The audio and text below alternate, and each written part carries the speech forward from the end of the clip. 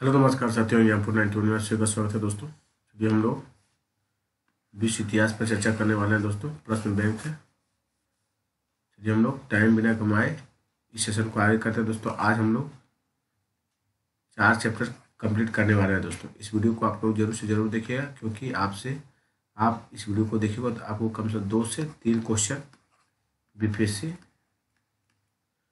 3.0 में आने की प्रबल संभावना है दोस्तों। इस 4 चैप्टर में दोस्तों छोटा छोटा चैप्टर है दोस्तों। वीडियो अच्छा लगे तो चैनल को जरूर से जरूर सब्सक्राइब कीजिएगा, लाइक भी कीजिएगा। चलिए हम लोग स्टार्ट करते हैं। चैप्टर आज पहला है 6 चैप्टर दोस्तों। जो भाई 1 से 5 तक नहीं देखेंगे वो प्ले लिस्ट में जाइए, 1 से 5 देखिए।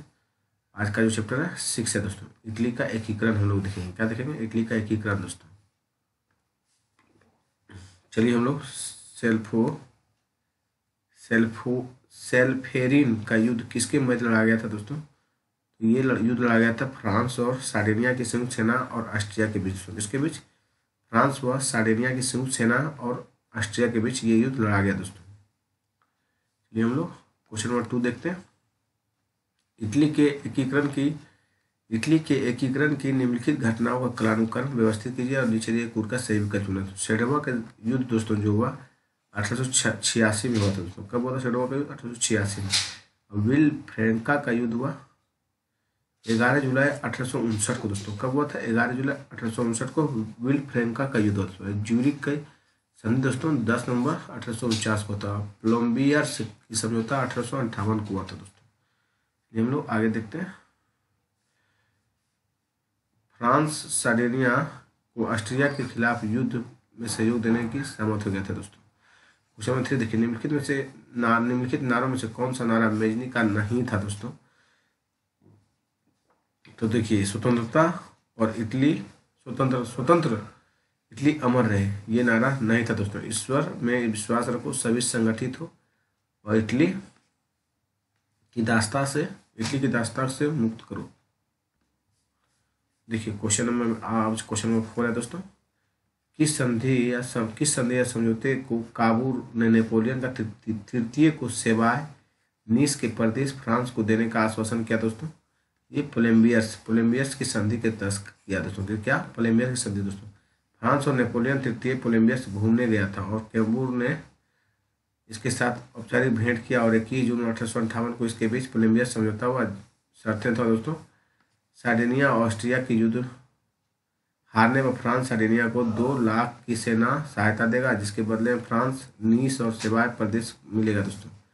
लम्बार्डी और वेनेशिया के प्रदेश सार्डिनिया को मिलेगा और परमा, मेडोना तथा टस्किन में जनमत संग्रह करवाए जाएंगे। विक्टर इमेनुअल की द्वितीय पुत्री की शादी नेपोलियन से बड़े भाई से करवा दी जाएगी। 5 देखिए। जुलाई 1858 में पोलेम्बियर्स का समझौता किनके बीच हुआ था दोस्तों? ये हुआ था केबूर और नेपोलियन तृतीय के बीच हुआ था दोस्तों। किसके बीच? केबूर और नेपोलियन तृतीय के बीच दोस्तों। क्वेश्चन नंबर 6 देखिए। यंग इटली के संस्थापक कौन है दोस्तों? तो ये मेजनी है दोस्तों। बार BPSC 2.0 में पूछा गया सवाल है दोस्तों। यंग इटली के संस्थापक कौन है? मेजनी है दोस्तों। चलिए हम लोग आगे नेक्स्ट क्वेश्चन की ओर चलते हैं। क्वेश्चन नंबर देखिए 7 दोस्तों। रिसो गिरमेटो अखबार के संपादक कौन थे दोस्तों? केबूर थे। कौन थे? केबूर दोस्तों। चलिए, केबूर इटली के एकीकरण में विदेशी सहयोग को आवश्यक मानता है, तो इसी कारण उसने कहा था कि हम चाहे न चाहे मगर हमारा भाग्य पर फ्रांस पर निर्भर है। नेपोलियन यूरोपीय शक्तियों में से किसने क्रीमिया युद्ध में भाग नहीं लिया दोस्तों? निम्नलिखित यूरोपीय शक्तियों में से किसने क्रीमिया युद्ध में भाग नहीं लिया? तो स्पेन नहीं लिया था दोस्तों। ब्रिटेन लिया, रूस लिया और टर्की लिया दोस्तों। स्पेन भाग नहीं लिया दोस्तों। आपका डी है दोस्तों। चलिए, क्रीमिया युद्ध जो था दोस्तों रूस और तुर्की के मध्य 1853-56 के मध्य लड़ा जा रहा था दोस्तों। और तुर्की के साथ इंग्लैंड और फ्रांस दिया दोस्तों। और केबूर ने कूटनीति दिखाते हुए सार्डिनिया की ओर से तुर्की को सहयोग के लिए सेना भेजी और इस युद्ध में ओटोमन संघ विजय हुए। और युद्ध के बाद 1856 में पेरिस में सम्मेलन आयोजित हुआ। इस सम्मेलन में नेपोलियन तृतीय ने केबूर से पूछा, मैं तुम्हारे लिए क्या कर सकता हूँ? इस प्रकार केबूर ने इटली के मामले का कर दिया और इसी कारण कहा कि क्रीमिया की कीचड़ से इटली का निर्माण हुआ है। 9 देखिए, देशभक्त से बड़ा कोई समस्या नहीं, सॉरी दोस्तों, देशभक्त से बड़ा कोई सम्मान नहीं, स्वतंत्र इटली चिरंजीवी रहे, यह कथन किसका है दोस्तों? तो ये गरिबाल्डी का है। इसे पढ़िए इस बार इस क्वेश्चन को, देशभक्ति से बड़ा कोई सम्मान नहीं और इटली स्वतंत्र इटली चिरंजीवी रहे, यह कथन किसका है? गरिबाल्डी का है दोस्तों। हम लोग क्वेश्चन नंबर 10 देखते हैं। इटली के एकीकरण की आत्मा किसे माना जाता है दोस्तों? तो मेजनी को। इटली के एकीकरण की आत्मा किसे माना जाता है? मेजनी को दोस्तों। केबुल को इटली के एकीकरण का मस्तिष्क तथा गरिबाल्डी को इटली का एकीकरण का तलवार कहते हैं। केबुल को क्या कहते हैं? इटली का मस्तिष्क कहते हैं केबुल को दोस्तों, गरिबाल्डी को तलवार कहते हैं एकीकरण का। चलिए हम लोग नेक्स्ट चलते हैं। क्वेश्चन नंबर देखिए 11 दोस्तों। इटली को वेनेशिया कब प्राप्त हुआ दोस्तों? 1866 में इटली को वेनेशिया प्राप्त हुआ दोस्तों। सेडवा की 1866 में पर्सा और ऑस्ट्रिया के मध्य हुआ था, जिसमें इटली ने पर्सा के साथ दिया था, और प्राग की संधि के अंतर्गत वेनेशिया का युद्ध इटली में विलय हुआ दोस्तों। 12 देखिए, तुमने मुझे अपनी ही मातृभूमि पर विदेशी बना दिया, यह कथन किसका है दोस्तों? तो गरिबाल्डी का। किसका है? गरिबाल्डी का दोस्तों। गरिबाल्डी ने कहा था काबूल से कि नीस फ्रांस का अधिकार 1960 में किया गया दोस्तों। देखिए, कार्बोनरी संस्था की स्थापना नेपल्स में कब की गई थी? तो 1810 में कार्बोनरी संस्था की स्थापना की गई थी दोस्तों। दक्षिणी इटली में नेपल्स 1810 में। कार्बोनरी का अर्थ है जलने वाली लकड़ी का कोयला। इटली के एकीकरण में प्रयासरत रहा दोस्तों। गुप्त क्रांतिकारी था दोस्तों। चुमन देखिए 14 देखिए, पोप की अध्यक्षता में इटली को संघ राज्य बनाने का प्रबल समर्थक कौन था दोस्तों? जियोबार्टी दोस्तों। जियोबार्टी था पोप की अध्यक्षता में इटली को संघ राज्य बनाने का प्रबल समर्थक दोस्तों। 15 नंबर देखते हैं हम लोग। इटली का एकीकरण किस राज्य के नेतृत्व में हुआ था दोस्तों? सार्डिनिया पिडमेंट के नेतृत्व में। तो इटली का एकीकरण किस राज्य के नेतृत्व में? सार्डिनिया पिडमेंट दोस्तों। काबुल ने इटली में के एकीकरण के नेतृत्व के लिए पिडमेंट सार्डिनिया को तैयार किया और इटली को एक राष्ट्र के रूप में स्थापित किया। 16 नंबर देखिए, इटली एकीकरण में सबसे बड़ा बाधक देश कौन था दोस्तों? तो ऑस्ट्रिया था। सबसे बड़ा बाधक देश कौन था इटली के एकीकरण में? तो ऑस्ट्रिया था दोस्तों।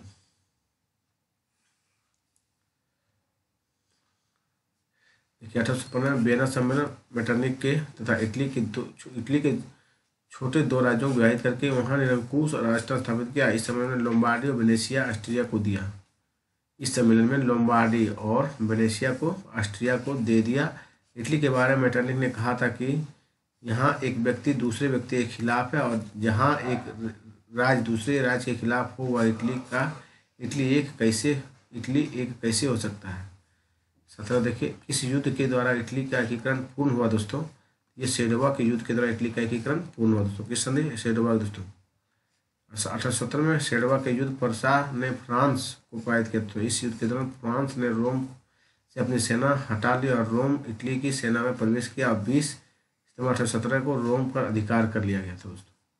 नेक्स्ट चलिए, इटली के एकीकरण के पूरा हो गया था और विक्टर इमैनुअल द्वितीय ने रोम पहुंचकर घोषणा की कि हम रोम आ गए, अब यही रहेंगे। 18 देखिए दोस्तों, संयुक्त इटली के आदर्श को छोड़कर अन्य किसी विचार के पीछे मत छो। ये मेजनी का दोस्तों क्या बोला गया? संयुक्त इटली के आदर्श को छोड़कर अन्य किसी विचार के पीछे मत पड़ो दोस्तों। किसका? तो मेजनी का दोस्तों।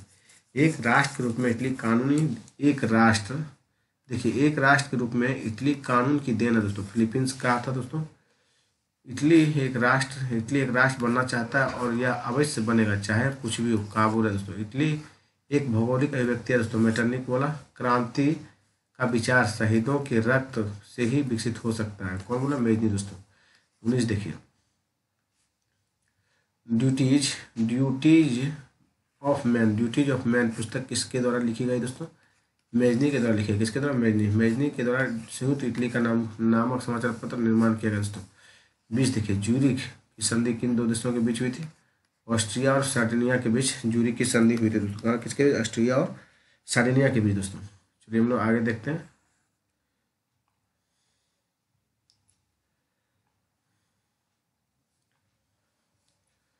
क्वेश्चन नंबर 21 देखिए, 1860 ईस्वी में मध्य इटली के किन राज्यों के जनमत संग्रह कराया गया दोस्तों? तो ये ऊपरी सभी दोस्तों। परमा, मेडोना था दोस्तों, टस्किन बोलोगना था दोस्तों, पियो केंजा दोस्तों। चलिए हम लोग आगे चलते हैं। बाज देखिए, ओर्सियोनो कौन था दोस्तों? ओर्सियोनो इटालवी नागरिक था दोस्तों। कौन था? इटालवी नागरिक ओर्सियोनो था दोस्तों। हम लोग टाइज देखते हैं। तुम इतने चतुर हो कि तुमने ऐसे मामले में प्रवेश ले लिया जिससे तुम्हारा कोई प्रयोजन नहीं है। यह किसका कथन है दोस्तों? बेलेंस्की का। किसका? तुम इतने चतुर हो कि तुमने ऐसे मामले में भी प्रवेश ले लिया जिससे तुम्हारा कोई प्रयोजन नहीं। यह कथन किसका है दोस्तों? बेलेवस्की का दोस्तों। यह कथन फ्रांस के विदेश मंत्री बेलेवस्की ने काबूल को कहा, और जब काबूल क्रीमिया युद्ध के पश्चात 1856 में पेरिस सम्मेलन में भाग लिया था दोस्तों। चौबीस देखिए, मेजनी ने आत्मा, केबूल मस्तिष्क और गरिबाल्डी की तलवार तथा विक्टर इमैनुअल ने शरीर बनकर इटली को एक करवाया कथन किसका है दोस्तों? तो ये मेरियट का। किसका? मेरियट का दोस्तों। 25 देखिए, इटलिया डेल पोपेल इसका समाचार पत्र है दोस्तों। तो मेजनी का दोस्तों, संयुक्त इटली समाचार पत्र में मेजनी का ही था दोस्तों। नेक्स्ट देखिए, चैप्टर नंबर 7 है दोस्तों, और जर्मनी का एकीकरण है दोस्तों। कौन सा चैप्टर है? जर्मनी का एकीकरण। देखते हैं हम लोग क्या बोला जा रहा है। क्वेश्चन नंबर 1 देखिए, चुंगी संघ जोलवेरिन संबंधित है दोस्तों। तो जर्मनी के एकीकरण से संबंधित। किससे संबंधित? जर्मनी के एकीकरण से एकदम संबंधित है चुंगी संघ जोलवेरिन दोस्तों। ये हम लोग आगे देखते हैं। 2 देखिए दोस्तों, किस संधि के द्वारा होल्स्टीन व सेल्सविंग का प्रदेश परसा में मिलाया गया दोस्तों? ये पराग की संधि था दोस्तों। किसमें था? पराग की संधि। इस संधि के द्वारा होल्स्टीन व सेल्सविंग का प्रदेश परसा में मिलाया गया तो पराग की संधि दोस्तों। 1866 में सेडोवा का युद्ध परसा की सेना माल्टेस ऑस्ट्रिया के पराजित किया। तो इस युद्ध के बाद 28 अगस्त 1866 पराग की संधि जिसके मुख्य प्रावधान था दोस्तों। देखिए, जर्मनी संघ को खत्म करने की ऑस्ट्रिया ने मान्यता दी थी। स्लेस्विंग और होल्स्टाइन परसा के मिले थे दोस्तों। ऑस्ट्रिया 30 लाख पाउंड का हर्जाना थोपा था। मलेशिया इटली को दे दिया दोस्तों। 3 देखिए, फ्रैंकफर्ट की संधि कब हुई थी? 10 मई 1871 को। फ्रैंकफर्ट की संधि कब? 10 मई 1871 को हुई थी दोस्तों। चलिए हम लोग आगे चलते हैं। फ्रांस तथा परसा दोनों प्रतिनिधियों ने स्वीकार कर लिया था दोस्तों। चलिए हम लोग आगे देखते हैं। नेक्स्ट दोस्तों देखिए, चौथा नंबर है, जर्मन के एकीकरण में ऑस्ट्रिया तथा परसा के मध्य निर्णायक युद्ध कहा जाता है दोस्तों। सेडवा के युद्ध को कहा था। किसको कहा था? सेडवा के युद्ध को दोस्तों। देखिए क्वेश्चन नंबर 5 देखिए, इस घटना के बाद बिस्मार्क ने कहा, हमने दरार को एक कागज के टुकड़े से ढक दिया। गेस्टाइन समझौता दोस्तों। कौन सा समझौता था? गेस्टाइन समझौता दोस्तों। हम लोग आगे चलते हैं दोस्तों। इस समझौते में द्वारा बिस्मार्क ने ऑस्ट्रिया के साथ युद्ध शुरू करने का अवसर तलाश किया, और बिस्मार्क ने कहा कि हमने गेस्टोन के समझौते द्वारा दरार को केवल कागज से ढक दिया। क्वेश्चन नंबर 6 देखिए, निम्न में कौन जर्मनी के एकीकरण से जुड़ा हुआ है दोस्तों? तो ये है बिस्मार्क दोस्तों। कौन है? बिस्मार्क जर्मनी के एकीकरण से जुड़ा हुआ है। हम लोग आगे चलते हैं। क्वेश्चन नंबर, बिस्मार्क ने जर्मनी के एकीकरण के लिए रक्त और तलवार की नीति अपनाई, और उसका कथन था, किसी भी काल की महान समस्याओं का समाधान भाषणों और बहुमतों से नहीं बल्कि रक्त और तलवार से है दोस्तों। 7 नंबर देखिए दोस्तों, जर्मनी में राइन राज्य संघ की स्थापना किसने की थी? नेपोलियन में दोस्तों। किसने किया था? नेपोलियन ने जर्मनी में राइन राज्य संघ की स्थापना किया दोस्तों। 1806 में पवित्र रोमन साम्राज्य का अंत कर दिया, और जर्मनी राज्यों का राइन संघ बनकर राष्ट्रीय एकता का मार्ग प्रशस्त किया दोस्तों। लिस्बन महोदय ने लिखते हैं, इतिहास को मजाकों में से एक है और आधुनिक जर्मनी का जन्मदाता नेपोलियन है दोस्तों। क्वेश्चन नंबर 8 देखिए दोस्तों, जर्मनी का एकीकरण किस राज्य के नेतृत्व में हुआ था? तो परसा के नेतृत्व में जर्मनी का एकीकरण हुआ था दोस्तों। क्वेश्चन नंबर 9 देखिए, जर्मनी के एकीकरण के लिए बिस्मार्क कौन कौन से युद्ध लड़े थे? उपयुक्त सभी दोस्तों। डेनमार्क का युद्ध, सेडोन का युद्ध, सेडोवा के दोस्तों सभी है। क्वेश्चन नंबर 10 देखिए, कार्ल मार्क्स के आदेश किसने जारी किया था? मेटरनिक है ना। कार्ल स्वाद के आदेश किसने जारी किया? तो मेटरनिक दोस्तों। जर्मन राष्ट्रवादियों का दमन करने के लिए ऑस्ट्रिया ने चांसलर मेटरनिक 1819 में तो संघीय संसद से जर्मनकारी कानून पास कर कालसवाद के आदेश दिया था। क्वेश्चन नंबर 11 देखिए, जर्मनी एकीकरण के अपने अभियान में बिस्मार्क ने पहला युद्ध किससे लड़ा था? तो डेनमार्क। तो किससे लड़ा था? डेनमार्क से दोस्तों।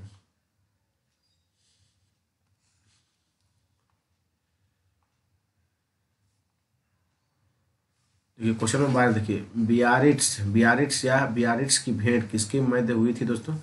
ये बिस्मार्क और नेपोलियन तृतीय के मध्य हुई थी। बियारिट्ज की भेंट किसके मध्य हुई थी? बिस्मार्क और नेपोलियन तृतीय के साथ दोस्तों। बिस्मार्क 1865, नेपोलियन तृतीय और बियारिट्स नामक स्थान पर भेंट किया। बिस्मार्क ऑस्ट्रिया के विरुद्ध होने वाले तटस्थ करों के राजी किया दोस्तों। क्वेश्चन नंबर 13 देखिए, जर्मनी के एकीकरण के तीनों युद्धों में पर्सा का सेनापति कौन था दोस्तों? तो ये वॉन माल्टेक था दोस्तों। कौन? वॉन माल्टेक दोस्तों। देखिए क्वेश्चन नंबर 14 देखिए दोस्तों, फ्रैंकफर्ट की संसद का आयोजन कब हुआ दोस्तों? 1848 में। कब हुआ? 1848 में दोस्तों। क्वेश्चन नंबर 15 देखिए, सेडोवा के युद्ध में फ्रांस की पराजय हुई, यह कथन किसका है दोस्तों? थियर्स का दोस्तों। किसका? थियर्स का दोस्तों। चलिए क्वेश्चन नंबर 16 देखते हैं, एयरफर्ट संघ की योजना कब हुई दोस्तों? 1850 में था। कब दोस्तों? 1850 में। हम लोग आगे चलते हैं। 18 देखिए, किसके अनुसार 1871 में पश्चात फ्रैंकफर्ट की संधि यूरोप का किसने वाला फोड़ा बन गया दोस्तों? हेजन दोस्तों। किसके अनुसार 1871 के पश्चात फ्रैंकफर्ट की संधि यूरोप का किसने वाला फोड़ा बन गया है? तो हेजन बना दोस्तों। चलिए क्वेश्चन नंबर 19 देखते हैं, स्पेन के उत्तराधिकारी के संबंध में पर्सा के शासक से एम्स नामक स्थान पर भेंट करने वाली फ्रांसीसी राजदूत कौन था? बेनिडिक्ट था दोस्तों। कौन था? बेनिडिक्ट दोस्तों। हम लोग आगे चलते हैं। क्वेश्चन नंबर 20, फ्रांस पर्सा का युद्ध तत्कालीन कारण था दोस्तों? स्पेन का उत्तराधिकारी युद्ध था दोस्तों, तत्काल कारण।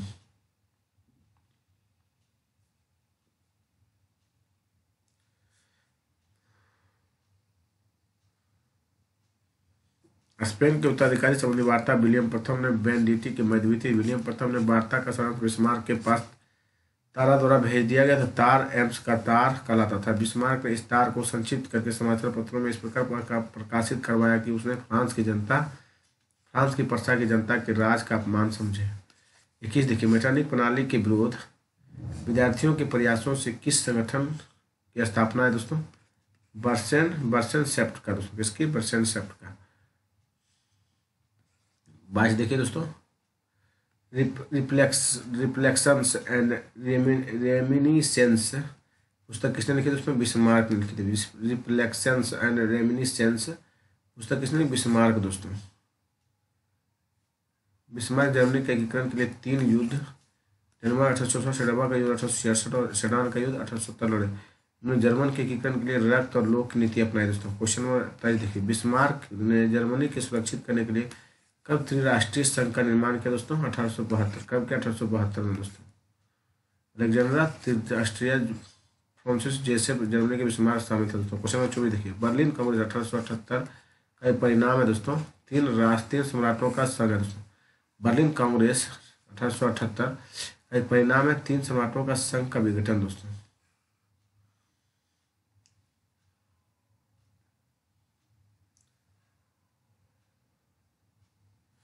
क्वेश्चन नंबर 25 देखिए, 1864 में डेनमार्क उपायुक्त कर ऑस्ट्रिया पर्सा ने डेनमार्क के साथ कौन सी संधि की दोस्तों? तो वियना की संधि की। कौन सा? वियना की संधि दोस्तों। हम लोग आगे चलते हैं। क्वेश्चन नंबर 26 देखिए, जर्मनी के एकीकरण से संबंधित अंतिम युद्ध कौन सा है दोस्तों? यह सेडवा का युद्ध है दोस्तों। सेडान का युद्ध है दोस्तों। हम लोग आगे चलते हैं। क्वेश्चन नंबर 27 देखिए, फ्रांस पर्सा युद्ध में फ्रांस का सेनापति कौन था दोस्तों? वान माल्टेक था दोस्तों। कौन था? सॉरी दोस्तों, वान रून था दोस्तों। कौन है? वान रून दोस्तों। वान रून पर्सा का युद्ध मंत्री था दोस्तों। चलिए 28 देखते हैं, एम्स के तार की घटना के बाद किन 2 देशों के बीच युद्ध भड़क गया दोस्तों? फ्रांस और पर्सा दोस्तों। एम्स के तार के बीच किस घटना के बाद 2 युद्ध भड़क गया? फ्रांस और पर्सा दोस्तों। 29 देखिए, जर्मनी एकीकरण के वस्तुकार बिस्मार्क ने विभिन्न यूरोपीय शक्तियों के खिलाफ 3 महत्वपूर्ण युद्ध किए। उनमें से कौन सा युद्ध फ्रैंकफर्ट की संधि के साथ खत्म हुआ, जिससे जर्मनी ने अल्सास लॉरेन का विलय जर्मन साम्राज्य किया दोस्तों फ्रांस का दोस्तों। क्वेश्चन नंबर 30 देखिए दोस्तों, जर्मनी के एकीकरण में सबसे बड़ा बाधक देश कौन था? ऑस्ट्रिया था दोस्तों। कौन था? ऑस्ट्रिया। मेटरनिक ने यूरोप का एक ऐसा प्रतिक्रियावादी नेता था जो जर्मनी तथा इटली के एकीकरण का सबसे बड़ा दुश्मन था दोस्तों। चलिए हम लोग आगे देखते हैं। चलिए क्वेश्चन नंबर आप चैप्टर नंबर 8 देखिए, प्रथम विश्व युद्ध दोस्तों। कौन सा चैप्टर है? प्रथम विश्व युद्ध दोस्तों। चलिए हम लोग चर्चा करते हैं इस पे। देखिए 1914 में दोस्तों ऑस्ट्रिया के राजकुमार फर्डिनेंड की हत्या किसने की थी दोस्तों? ये गैब्रिलो प्रिंसेप ने किया दोस्तों। कौन किया था? गैब्रिलो प्रिंसेप दोस्तों। 1914 में ऑस्ट्रिया के राजकुमार फर्डिनेंड की हत्या किया था दोस्तों। कौन किया था? गैब्रिलो प्रिंसेप दोस्तों। बोस्निया की यात्रा में अपनी पत्नी बोस्निया की यात्रा पर आया था। उसकी यात्रा जनता का विश्वास पाने के लिए, क्योंकि सर्ब राष्ट्रवाद के कारण यह तनावग्रस्त था। यहाँ स्लाव जनता सर्बिया के साथ निकटता महसूस करता। यात्रा अंतिम 28 जून 1914 को बोस्नियो की राजधानी सिरोजिवा के पहुंचकर उसकी हत्या हुई थी दोस्तों। दो देखिए, निम्नलिखित में से किसने बाल्कन राज्य में प्रथम विश्व युद्ध में जर्मनी का साथ दिया दोस्तों? तो बुल्गारिया दोस्तों। बाल्कन राज्य में प्रथम विश्व युद्ध में जर्मन के साथ दिया था बुल्गारिया दोस्तों। प्रथम विश्व में धुरी राष्ट्र देखिए, गुट में जर्मनी है, फिर ऑस्ट्रिया, हंगरी है, बुल्गारिया और तुर्की दोस्तों। प्रथम विश्व में धुरी राष्ट्र में गुट में जर्मनी, ऑस्ट्रिया था, हंगरी था, बुल्गारिया और टर्की था दोस्तों। क्वेश्चन नंबर 3 देखिए, प्रथम महायुद्ध से पूर्व की गई निम्नलिखित कूटनीतिक संधियों को कालानुक्रमानुसार व्यवस्थित कीजिए, निश्चित कोड का सहायता कीजिए दोस्तों। देखिए त्रिकूट संधि दोस्तों, त्रिसम्राट संधि 1873, त्रिकूट 1882, फ्रांस रूस संधि दोस्तों। चलिए हम लोग यहाँ पे देखते हैं। बिस्मार्क 1873 में फ्रांस को अलग करने के लिए रूस और ऑस्ट्रिया को साथ लेकर 3 सम्राटों एवं संघ का निर्माण किया। 1869 में बिस्मार्क ने ऑस्ट्रिया हंगरी के साथ त्रिकूट संधि का निर्माण किया। 1882 में जर्मनी, ऑस्ट्रिया तथा इटली से मिलकर ट्रिपल अलायंस त्रिकूट की संधि बनाया। और 1894 में रूस फ्रांस की मैत्री हुई थी दोस्तों। ये क्वेश्चन नंबर हम लोग 4, प्रथम विश्व से पूर्व हुए गठबंधन को सुमिलित कीजिए दोस्तों। देखिए लगातार है दोस्तों। ट्रिपल अलायंस है दोस्तों 1882 में होता। इंग्लैंड फ्रांस की संधि 1894 में, रूस फ्रांस की संधि 1904 में, और ट्रिपल एतान दोस्तों 1907 में। ट्रिपल 1907 में दोस्तों। ये हम लोग आगे चलते हैं। क्वेश्चन नंबर 3 देखिए, अमेरिका के प्रथम विश्व युद्ध में कब भाग लिया था दोस्तों? अमेरिका ने प्रथम विश्व युद्ध में 1917 में भाग लिया था दोस्तों। लुसटानिया नामक जहाज डूबने के कारण अमेरिका की जनता में जर्मनी के प्रति तीव्र आक्रोश पैदा हुआ। लुसटानिया जहाज के डूबने से कुछ दिन बाद जर्मनी ने फ्रांस का सक्सेस नामक यात्री जहाज को डुबो दिया। इसमें बहुत से अमेरिकी नागरिक थे जो 22 मार्च 1917 को जर्मनी ने जब अमेरिका के 5 व्यापारिक जहाज डूबे तो अमेरिकी ने 6 अप्रैल 1917 जर्मनी के विरुद्ध युद्ध की घोषणा कर दी दोस्तों। चलिए 4 नंबर देखिए हम लोग, अंग्ल फ्रांसीसी हार्दिक समझौता कब हुआ दोस्तों? 1904 में होता। कब? 1904 में दोस्तों। क्वेश्चन नंबर 5 देखिए, जाटलैंड का युद्ध दोस्तों किनके मध्य लड़ा गया था? जर्मनी और इंग्लैंड के विरुद्ध दोस्तों जाटलैंड का युद्ध लड़ा गया था। क्वेश्चन नंबर 6 देखिए, मार्शल फौज कौन थे? ये फ्रांस का सेना अध्यक्ष थे दोस्तों, मार्शल फौज। 7 नंबर देखिए, प्रथम विश्व में इंग्लैंड कब शामिल हुआ था दोस्तों? 4 अगस्त 1914 को प्रथम विश्व में शामिल हुआ था इंग्लैंड दोस्तों।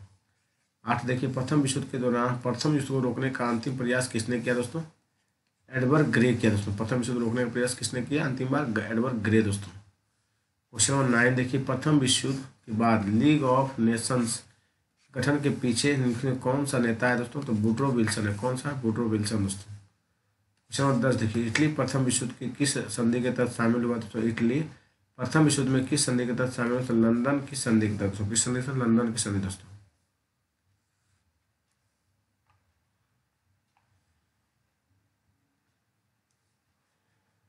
चलिए हम लोग आगे देखते हैं। क्वेश्चन नंबर 11 देखिए, यदि हमारी पीढ़ी अपने छीने हुए प्रांतों को फिर से वापस ले पाने के आशा में नहीं जा रही हो तो मुझे तो इसलिए इसके जीवित रहने के लिए अन्य कोई कारण दिखाई नहीं पड़ता। यह कथन किसका है दोस्तों? यह कथन पोयंकर का दोस्तों। किसका? पोयंकर का दोस्तों। 1870 में सेडान के युद्ध के बाद फ्रैंकफर्ट की संधि, 10 मई 1871 के तहत अल्सान लॉरेन के प्रदेश फ्रांस जर्मनी ने छीन लिए दोस्तों। 12 देखिए, प्रथम विश्व युद्ध में कितने देशों ने भाग लिया था? तो दोस्तों प्रथम विश्व युद्ध में आपका 37 देश भाग लिया था। कितने दोस्तों? तो 37 देश भाग लिए थे।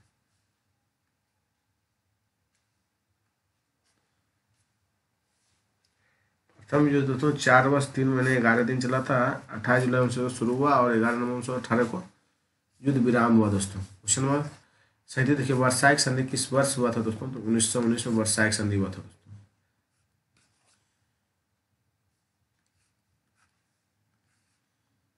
चलिए हम लोग आगे चलते हैं। क्वेश्चन नंबर 14 देखिए, यह संधि नहीं वरन 20 वर्षों के लिए युद्ध स्थगन मात्र था दोस्तों। यह कथन किसका है दोस्तों? मार्शल फोच का था। किसका था? मार्शल फोच का दोस्तों। चलिए हम लोग क्वेश्चन नंबर 15 देखते हैं। निम्नलिखित में से पेरिस शांति सम्मेलन 1919 का अध्यक्ष कौन था दोस्तों? क्लीमेंसो था दोस्तों। कौन था? क्लीमेंसो। क्वेश्चन नंबर 16 देखिए, निम्नलिखित में से कौन सा देश नियोली की संधि में से संबंधित था दोस्तों? कौन सा देश नियोली की संधि से संबंधित था? बुल्गारिया था दोस्तों। कौन सा? बुल्गारिया। जर्मनी के साथ वर्साइक संधि हुआ दोस्तों। ऑस्ट्रिया के साथ सेंट थॉलमे की संधि हुआ।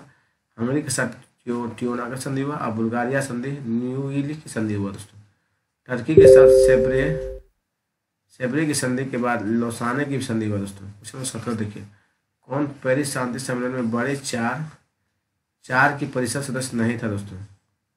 आपका सियोजी मिंची था दोस्तों। कौन? सियोजी मिंची नहीं था दोस्तों। पेरिस शांति सम्मेलन के निर्णय के प्रभावित करने वाले 4 महान व्यक्तियों अमेरिका के वुडरो विल्सन थे, इंग्लैंड के प्रधानमंत्री लॉर्ड जॉर्ज थे, फ्रांस के क्लेमेंसो थे और इटली के ओरलैंडो शामिल थे दोस्तों। क्वेश्चन 18 देखिए, पेरिस शांति सम्मेलन में कितने राष्ट्रों को आमंत्रित किया गया था? 32 राष्ट्रों को पेरिस शांति सम्मेलन में किया गया था दोस्तों शामिल।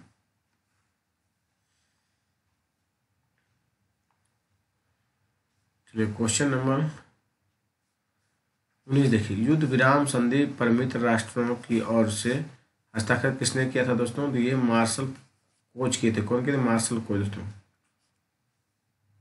चलिए क्वेश्चन नंबर 20 देखिए, कोई भी घटना प्रथम महायुद्ध के लिए इतनी उत्तरदायी नहीं जितनी बाल्कन युद्ध। यह कथन किसका है दोस्तों? ग्रांट और टेम्परले का दोस्तों। किसका? ग्रांट और टेम्परले का। क्वेश्चन नंबर 21 देखते हैं, वर्साइक शांति सम्मेलन में यूनान का प्रतिनिधित्व किसने किया था दोस्तों? ये एल्यूथेरियोसिस बेनिजीलोस दोस्तों किया था। क्वेश्चन नंबर 22 देखिए, फ्रांस के साथ गुप्त समझौता के द्वारा ब्रिटेन को मुक्त हस्त कौन सा क्षेत्र प्राप्त हुआ था दोस्तों? मिस्र का होता। कौन सा? मिस्र का। 1904 में इंग्लैंड और फ्रांस के मध्य आर्थिक समझौता हुआ जिसके तहत इंग्लैंड फ्रांस के मोरक्को और फ्रांस ने इंग्लैंड के मिस्र को हस्तक्षेप करने की अनुमति दी दोस्तों। 22 देखिए, फ्रांस और रूस गठजोड़ जो मित्र राष्ट्र मैत्री संघ का आधार बना दोस्तों, किस वर्ष हुआ था? 1894 में हुआ था दोस्तों। रूस को बिस्मार्क ने बर्लिन स्टॉक मार्केट में ऋण देने से इनकार करने पर रूस ने यह ऋण फ्रांस से लिया और इसने फ्रांस तथा रूस नज़दीक ऑस्ट्रिया को बाल्कन प्रदेश में जर्मनी के द्वारा समर्थन दिए जाने का 1894 में फ्रांस रूस दोहरा समझौता हुआ था दोस्तों। 23 देखिए, प्रथम बाल्कन युद्ध 1913 में किस संधि द्वारा समाप्त हुआ दोस्तों? लंदन संधि के द्वारा दोस्तों। प्रथम बाल्कन युद्ध लंदन की संधि के द्वारा, द्वितीय बाल्कन बुखारेस्ट की संधि के तहत समाप्त हुआ दोस्तों। 24 देखिए, प्रथम विश्व युद्ध में तत्कालीन कारण था दोस्तों सिरोजेवा में ड्यूक फर्डिनेंड की हत्या। सिरोजेवा में ड्यूक फर्डिनेंड की हत्या साथियों। 28 जून 1914 को बोस्नियो की शहर सिरोजेवा में ऑस्ट्रिया के युवराज फर्डिनेंड उसकी पत्नी सोफी की काला हाथ यानी संस्था के सदस्य गैवरिलो प्रिंसेप ने गोली मारकर हत्या कर दी, जो प्रथम विश्व युद्ध में तत्कालीन कारण था। 25 देखिए, कौन सी लड़ाई 10 महीने तक चली और युद्ध की सबसे लंबी लड़ाई है दोस्तों? तो वर्दुन की लड़ाई है दोस्तों। कौन है? वर्दुन की लड़ाई दोस्तों। छवि देखिए, सेलीफेन योजना किसकी है दोस्तों? जर्मन की विदेश मंत्री। सेलीफेन योजना जर्मन की विदेश मंत्री दोस्तों। जर्मनी 1 अगस्त 1914 को सेफिलोन योजना बनाई, जिसके जिसके पूर्व स्वतंत्रता पूर्वी मोर्चे पर रूस के साथ रक्षात्मक रणनीति तथा पश्चिमी मोर्चे पर फ्रांस के साथ आक्रामक रणनीति अपनाई दोस्तों।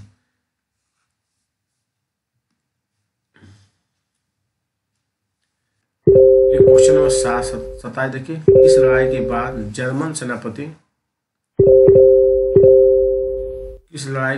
जर्मन सेनापति मांटे को हराकर फाइनहाइन को सेनापति बनाया दोस्तों। तो मारने की लड़ाई दोस्तों। चलिए हम लोग आगे चलते हैं।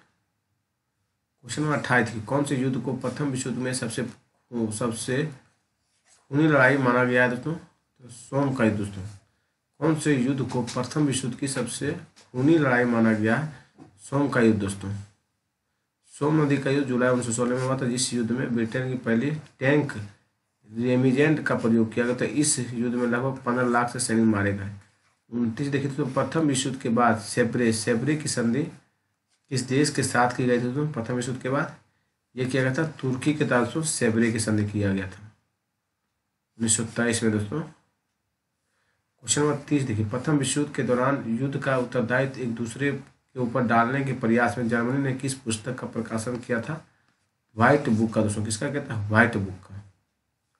31 देखिए, उन शाही वंशों को चुनिए जो प्रथम विश्व युद्ध के दौरान अथवा तुरंत बाद समाप्त हो गए थे। होहेजोलन, ओटोमन और हैब्सबर्ग दोस्तों, ये सब तुरंत समाप्त हो गए थे दोस्तों। देखिए, विश्व युद्ध के परिणाम स्वरूप ऑस्ट्रिया का हैब्सबर्ग, रूस का रोमानोव और जर्मनी का होहेजोलन राजवंश समाप्त हो गया। 1927 में तुर्की में मुस्तफा कमाल पाशा का आगमन हुआ और जिसने तुर्की को धर्मनिरपेक्ष अवधारणा से प्रचलित किया दोस्तों। क्वेश्चन नंबर 32 देखिए, किस देश ने 1917 में प्रथम विश्व युद्ध को अपने आप को से अलग कर लिया दोस्तों? रूस को अपने आप से अलग कर लिया था। जब हम लोग क्वेश्चन नंबर 33 देखते हैं, प्रथम विश्व युद्ध के दौरान लॉर्ड जॉर्ज इंग्लैंड का प्रधानमंत्री था दोस्तों 1916 में। लॉर्ड जॉर्ज कहाँ था? 1916 में। ब्रिटेन के प्रधानमंत्री 21 के दिसंबर 1916 में त्यागपत्र के बाद लॉर्ड जॉर्ज नए प्रधानमंत्री हुए, जो पेरिस शांति सम्मेलन में ब्रिटेन के प्रतिनिधि थे। इसी के किया था। इस सम्मेलन में फ्रांस के क्लीमेंसो की उग्रता और अमेरिका के वुडरो विल्सन की आदर्शवादी नीति ने बीच इंग्लैंड के हितों की अनुसार पेरिस सबसे अधिक लाभ उसे ही हुआ दोस्तों। 34 देखिए दोस्तों, अगाडिर कांड में निम्नलिखित में से कौन सी दो यूरोपीय शक्तियों आमने सामने आई दोस्तों? फ्रांस और जर्मनी दोस्तों। क्वेश्चन नंबर 35 देखिए, फसोदा कांड इनके बीच हुआ था दोस्तों? तो ये फ्रांस और इंग्लैंड के बीच फसोदा कांड हुआ था दोस्तों। चलिए हम लोग आगे चलते हैं।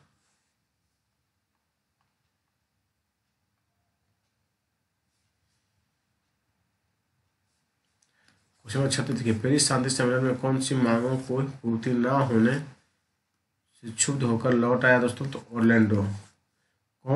पेरिस शांति सम्मेलन में कौन सी अपनी मांगों की पूर्ति न होने से क्षुब्ध होकर लौट आया? ऑरलैंडो की संधि दोस्तों। चलिए हम लोग आगे देखते हैं। क्वेश्चन नंबर 37 देखिए, पाश्चात्य तथा एशियाई शक्तियों के बीच आंग्ल जापान संधि प्रथम थी, जो समान शर्तों पर हस्ताक्षरित हुई। यह संधि कब हुई दोस्तों?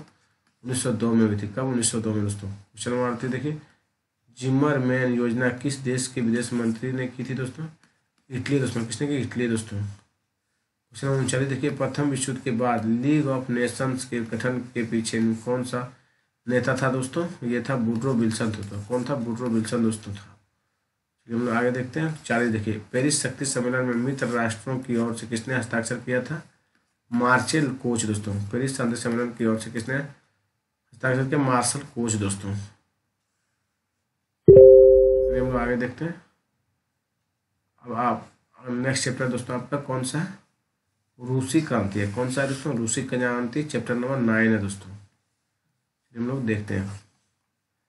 22 जनवरी 1905 को सैनिकों द्वारा जार निकोलस द्वितीय के विरुद्ध प्रदर्शन किनके नेतृत्व में किया गया था दोस्तों? फादर गैपन दोस्तों। फादर गैपेन के दोस्तों। 5 जापान के हाथों रूसी पराजय के बाद रूस में महंगाई बढ़ी और श्रमिकों के वेतन कम कर दिए गए थे। नेक्स्ट चलिए 2 नंबर दोस्तों, रूस में नवीन आर्थिक नीति किसके द्वारा लागू किया गया दोस्तों? लेनिन के द्वारा। किसके द्वारा लागू किया था नई आर्थिक नीति? लेनिन के द्वारा दोस्तों।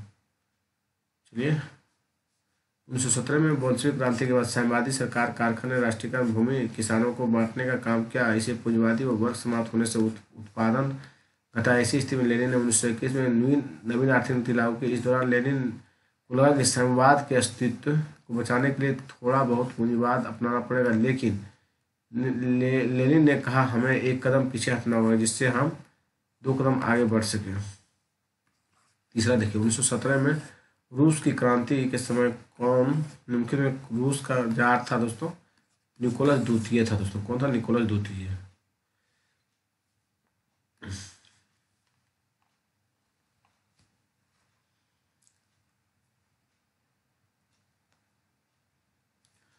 चलिए क्वेश्चन नंबर 4 देखिए, निम्नलिखित में कौन सा अप्रैल थीसिस का हिस्सा नहीं है दोस्तों?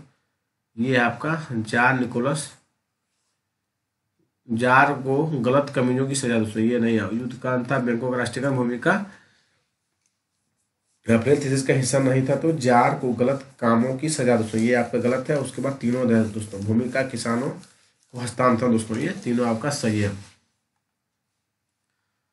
देखिए पढ़ लेते हैं थोड़ा इसका डिस्कशन दोस्तों। लेनिन के युद्ध में क्रांति के समय में बोल्शेविक में और मेंशेविक प्रतिनिधियों के समक्ष अपना भाषण पढ़ा, जिसमें से पूंजीवाद तथा युद्ध की समाप्ति, बैंकों का राष्ट्रीयकरण, भूमि की राष्ट्रीयकरण, कर, किसानों के वितरण और उद्योगों पर मजदूरों का नियंत्रण और पुलिस और सेना की समाप्ति, सबसे पहले भोजन की वकालत। और लेनिन ने यह घोषणा की कि फिनलैंड से रूस लौटने के बाद 1917 में की थी दोस्तों। क्वेश्चन नंबर 5 देखिए, 1917 में लेनिन ने सत्ता हाथ में ली और अपना भावी कार्यक्रम घोषित किया। लेकिन कौन सा कथन इस कार्यक्रम के बारे में सही नहीं है दोस्तों? जो सही है उसको पढ़िए। बिना किसी क्षतिपूर्ति के समस्त निजी भूमि का राष्ट्रीयकरण, पूंजीपतियों को राज्य अधिकारों से वंचित किया जाएगा, और बैंकों का राष्ट्रीयकरण दोस्तों। जो नहीं था वो और अधिक तीव्रता से युद्ध दोस्तों, ये नहीं था। ये हम लोग आगे चलते हैं। क्वेश्चन नंबर 6 देखिए दोस्तों, रूस के आधुनिकीकरण का श्रेय किसे जाता है दोस्तों? तो रूस के आधुनिकीकरण का श्रेय पीटर द ग्रेट को देता है। किसे जाता है? पीटर द ग्रेट को रूस के आधुनिकीकरण का श्रेय जाता है दोस्तों। चलिए हम लोग आगे चल देखते हैं। क्वेश्चन नंबर 7 देखिए, एक जार, एक चर्च, एक रूस की नीति किसने अपनाई दोस्तों? अलेक्जेंडर तृतीय दोस्तों। किसने अपनाया? अलेक्जेंडर तृतीय दोस्तों। चलिए क्वेश्चन नंबर 8 देखिए दोस्तों, रूसी दासता को किसने समाप्त किया दोस्तों? जार अलेक्जेंडर द्वितीय दोस्तों। रूसी दासता को किसने समाप्त किया? जार अलेक्जेंडर द्वितीय दोस्तों। चलिए हम लोग आगे देखते हैं। क्वेश्चन 9 देखिए, रूस में सोशल डेमोक्रेटिक पार्टी का संस्थापक कौन था दोस्तों? प्लेखनोव था दोस्तों। रूस में सोशल डेमोक्रेटिक पार्टी का संस्थापक कौन था? प्लेखनोव दोस्तों।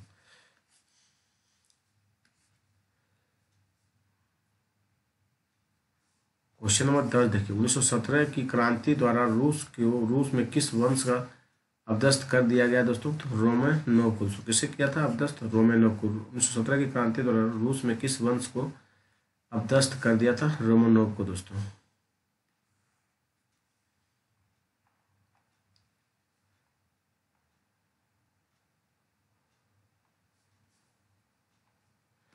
क्वेश्चन नंबर 11 देखिए, तो रासपुतीन कौन थे दोस्तों? दुष्ट साधु थे। कौन थे? दुष्ट साधु थे दोस्तों। इसे भ्रष्ट साधु भी कहा जाता है। जार निकोलस द्वितीय की पत्नी जेलिना एलेक्जेंडर के काफी प्रभाव था। राज दरबार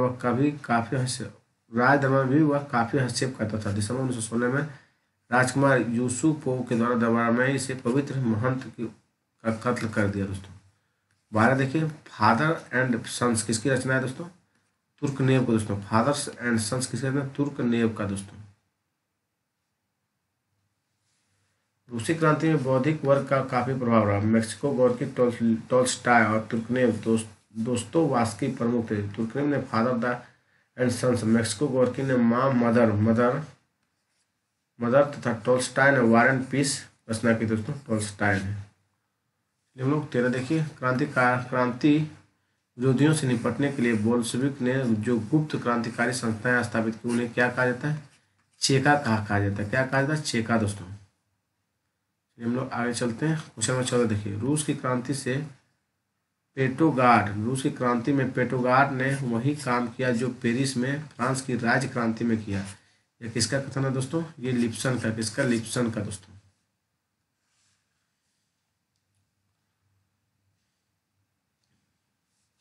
क्वेश्चन नंबर 15 देखिए, 14 मार्च 1917 को प्रिंस लियो के नेतृत्व में बनी सरकार, विदेश मंत्री कौन था दोस्तों? ये मिलियू काव है दोस्तों। कौन है? मिलियू काव दोस्तों। क्वेश्चन नंबर 16 देखिए, अक्टूबर क्रांति का संबंध किस देश से है दोस्तों? रूस से। किस देश से? रूस से दोस्तों। अक्टूबर क्रांति का संबंध बोल्शेविक लेनिन के नेतृत्व में केरेंस्की की सरकार तख्तापलट की योजना बनाई। 6 नवंबर को बोल्शेविक को पेट्रोगार्ड में समस्त शासकीय भवन स्टेशन। चलिए हम लोग आगे चलते हैं। क्वेश्चन नंबर 17 देखिए, ब्रेस्ट लिस्टोवस्क की संधि के बारे में यह कथन किसका है? आधुनिक विश्व के इतिहास में कलम के प्रहार से इतना बड़ा भूखंड किसी नहीं खोया दोस्तों। ये बोला हेजन दोस्तों। कौन बोला? हेजन दोस्तों। चलिए हम लोग आगे चलते हैं।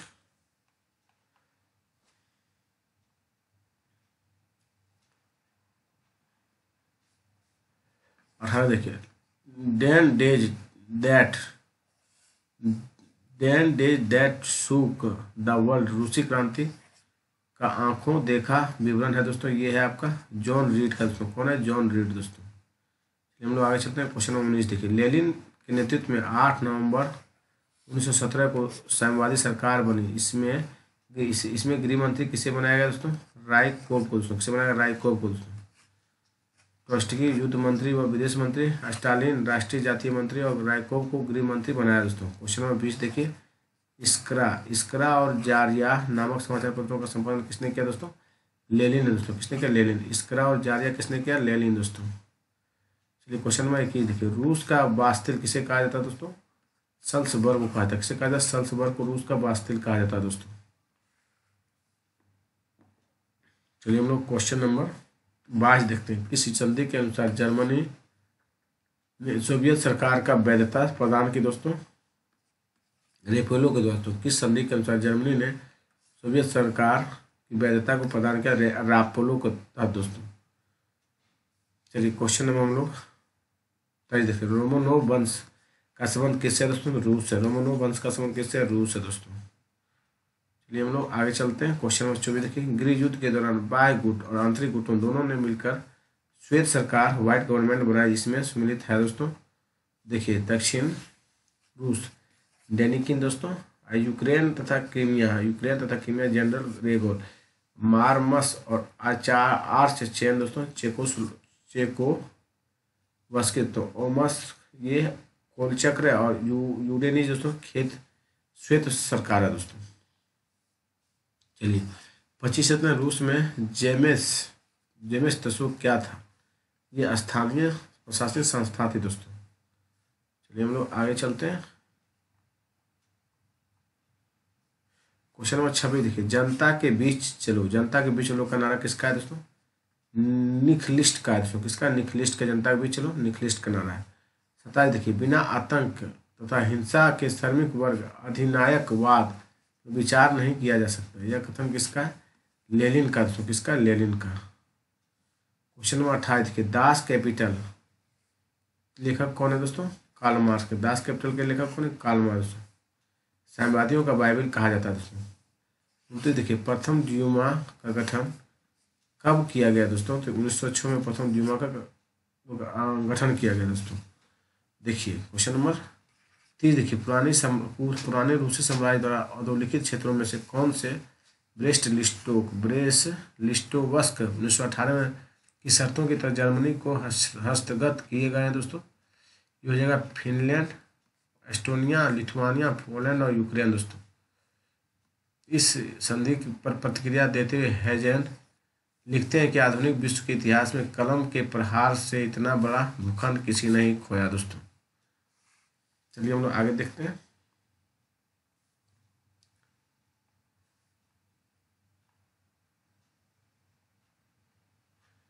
क्वेश्चन नंबर 31 देखिए दोस्तों, 22 जनवरी 1905 खूनी रविवार की घटना कहाँ हुई थी दोस्तों? Saint Petersburg. खूनी रविवार की घटना कहाँ हुई थी? 22 जनवरी 1905 को दोस्तों, तो सेंट पीटर्सबर्ग में दोस्तों। रूसी कैलेंडर के अनुसार ये घटना 9 जनवरी को हुई थी दोस्तों। पादरी फादर गैपेन के नेतृत्व में विंटर प्लेस सेंट पीटर्सबर्ग में सैनिकों जुलूस पर पहुंचा दोस्तों। बात देखिए, रूस का अंतिम जार कौन था जिसने 2 क्रांति 1905 और 1917 का सामना करना पड़ा दोस्तों? निकोलस द्वितीय था दोस्तों। कौन था? निकोलस द्वितीय। तृतीय देखिए, बोल्शेविक दल का प्रमुख नेता कौन था? तो लेनिन था दोस्तों। बोल्शेविक दल का प्रमुख नेता लेनिन था दोस्तों। 7 नवंबर 1917 को बोल्शेविक द्वारा पेट्रोग्राड पर अधिकार कर लिया गया। तो अगले ही दिन लेनिन के नेतृत्व में गए प्रतिनिधिमंडल का गठन हुआ। पेट्रोग्राड का नाम लेनिन का सम्मान में ही लेनिनग्राड किया गया था। 27 अप्रैल को उसके द्वारा अप्रैल 33 का अनुमोदन कराया। लेनिन के द्वारा ही अपने विचारों के प्रचार प्रसार करने के लिए इस्करा और जॉर्जिया नामक समाचार पत्रों प्रतिपादन किया। बोल्शेविक पार्टी को का प्रमुख अखबार प्रवर्धा बना दिया दोस्तों। क्वेश्चन नंबर 34 देखिए दोस्तों, चिस्तिका योजना क्या थी दोस्तों?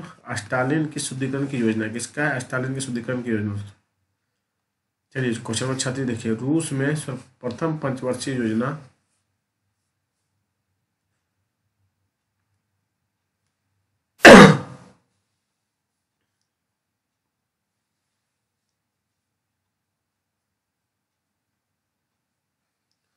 रूस में प्रथम पंचवर्षीय योजना शुरुआत हुई दोस्तों। ये हुआ 1928 में। कब? 1928 में। रूस में 1921 में स्थापित योजना आयोग की सिफारिश पर 1928 में पंचवर्षीय योजना की स्थापना हुई दोस्तों। बोल्शेविक दल का साप्ताहिक मुखपत्र कौन सा था दोस्तों? प्रवदा था। क्या था? प्रवदा दोस्तों।